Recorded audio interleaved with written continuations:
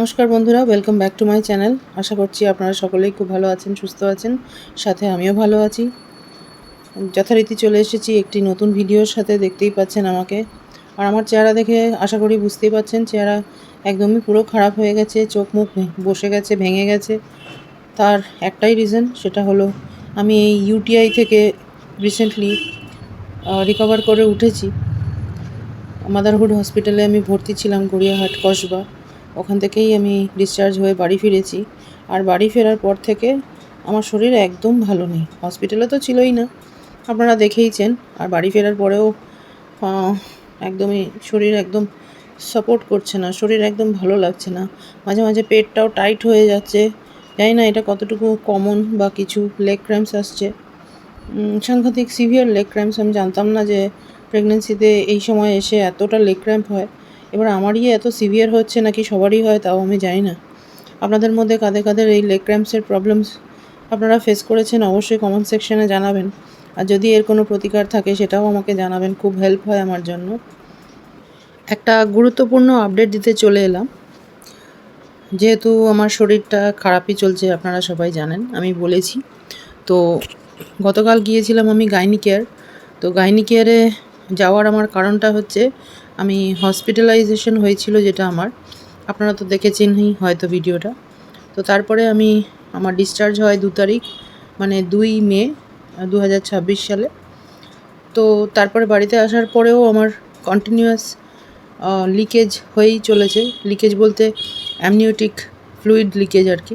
তো সেটা আমার যেহেতু ফ্লুইড লিকেজ হতেই চলেছে, এটা থামছে না। তো সেই কারণে আমার অ্যামনিওটিক ফ্লুইডের যে মানে পয়েন্টটা ওটা কমে গেছে। এই মুহূর্তে রয়েছে 6.6। তার আগের বার আমি স্ক্যান করিয়েছিলাম, তখন আমার ছিল 5.8। সেখান থেকে একটুখানি সামান্য বেড়েছে, কিন্তু এই কম বেশি করে চলছে। তো এখন ভয়ের বিষয় হচ্ছে যে অ্যামনিওটিক ফ্লুইড কমে গেলে পরে বেবির জন্য রিস্ক হয়ে যায় পেটের মধ্যে থাকা। এবারে কতটুকু কি হবে বা কতটুকু টানা যেতে পারে, এই প্রেগনেন্সিটাকে কত উইক অবধি টানা যেতে পারে, সেটা এখনও পর্যন্ত কিছু বলা যাচ্ছে না due to my amniotic fluid leakage. তো এই মুহূর্তে বেড রেস্টই আছে আমি।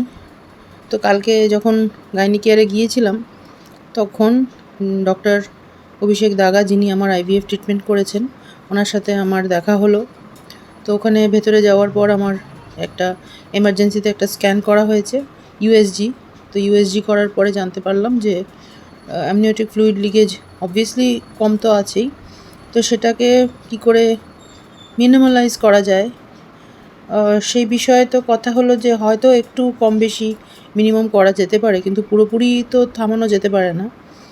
তো তার জন্য আমাকে ওষুধ দিল। আমার যেহেতু ইউটিআই হয়েছিল এবং ইউটিআইটা সেরে গেছে, এবং কতটুকু কি সেরেছে সেটা তো অবভিয়াসলি টেস্ট না করলে বোঝা যাবে না। তার জন্য আমাকে এই মুহূর্তে ডাক্তারবাবু একটা ওষুধ প্রেসক্রাইব করে লিখে দিলেন, অ্যালথ্রোসিন 500, যেটা কিনা ইউটিআইতে ব্যবহার করা হয়। আর উনি বলেছেন যে অ্যামনিওটিক ফ্লুইড লিকেজ চলছে যেহেতু, তো এই মুহূর্তে এই ওষুধটা নিতে। তা আমি নেওয়া শুরু করেছি কালকের থেকে, বাড়িতে আসার পর থেকেই নেওয়া শুরু করে দিয়েছি। এবার জানি না কতটুকু ওটার কার্যকারিতা কি হবে, কতটুকু লাভ হবে, লিকেজ আমার কমবে কি কমবে না জানা নেই। তো এখন প্রচণ্ড একটা ভয়ের মধ্যে আছি আমি, কারণ বুঝতেই পারছেন আমার আইভিএফ প্রেগনেন্সি, আর এত বছর পর, 8 বছর পর আমার একটা প্রেশাস প্রেগনেন্সি, আমি এটা কোনো মতেই হারাতে চাই না। আর বিশেষ করে এই লাস্ট স্টেজে এসে, যখন আমার 8 মান্থ শুরু হয়ে গেছে, এই মুহূর্তে চলছে আমার 30th উইক। তো 30 উইকে এসে এই অসুবিধাটা যে দাঁড়াবে আমি স্বপ্নেও ভাবিনি, অথচ এটা আমার সাথে হয়েছে। এই মুহূর্তে তো লিকেজ চলছেই। আর যেরকম আপনারা দেখতেই পাচ্ছেন আমি বসে কথা বলছি আপনাদের সাথে, বেশি বসলে বা শুলে পরে শোয়া থেকে যখন উঠে বসছি বা বসার থেকে শুতে গেলেও আমার এই ফ্লুইডটা লিকেজ হচ্ছে, জামা কাপড়ে ভিজে যাচ্ছে, বুঝতে পারছি, টের পাচ্ছি যে ওয়েট হয়ে যাচ্ছে ক্লোথস সমস্ত। তো এটা নিয়ে একটা খুব চিন্তার বিষয় আছে, খুব দুশ্চিন্তায় আছি আমি। জানি না কতটুকু কি আমি প্রেগনেন্সি কতটুকু টানতে পারবো, বাচ্চা সার্ভাইভাল কি, কতটুকু কি কিছুই জানি না। মনের মধ্যে একটা সাংঘাতিক ভয় চলছে। আর আপনাদেরকে দেখাচ্ছি আমি এই মুহূর্তে আমি এই রকম একটা অয়েল ক্লথ পাতা আছে, দেখতেই পাচ্ছেন। আমার বেডের মধ্যে অয়েল ক্লথ পাতা, আর তার উপরেই আমি এইভাবেই বসে সময় কাটাচ্ছি। তো এই অয়েল ক্লথ পাতা দেখতেই পাচ্ছেন, এইভাবেই সময় কাটাচ্ছি। শোয়া বসা ওঠা সবই এইভাবেই চলছে। তো এই মুহূর্তে তো আর কিছু করার নেই, শোয়া বসা ওঠা এইভাবেই চলছে, করতে হচ্ছে বাধ্য হয়ে, কিছু করার নেই। আপনারা সবাই প্রে করবেন যাতে আমার এই ফ্লুইড লিকেজটা একটু কন্ট্রোল হয়।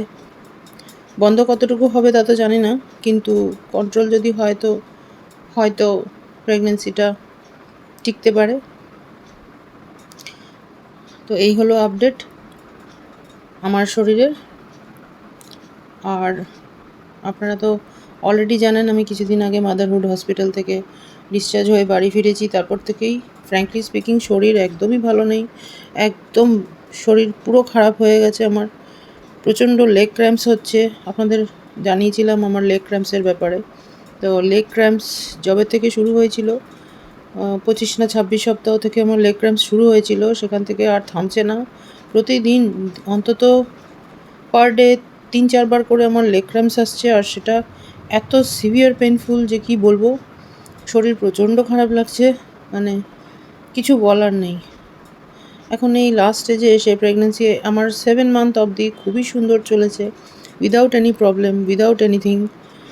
কিন্তু এই 7 মান্থে এসে, 8 মান্থে এসে, স্টার্টিংয়ে এসে আমার এই যে প্রবলেমটা ক্রিয়েট হলো, ইউটিআই থেকে হলো যেটা, সেটা একটা আমার জন্য খুব চিন্তারজনক বিষয় হয়ে গেছে। সবাই আমার জন্য প্লিজ প্রে করবেন যাতে আমি আর আমার বেবি ভালো থাকতে পারি, হেলদি থাকতে পারি।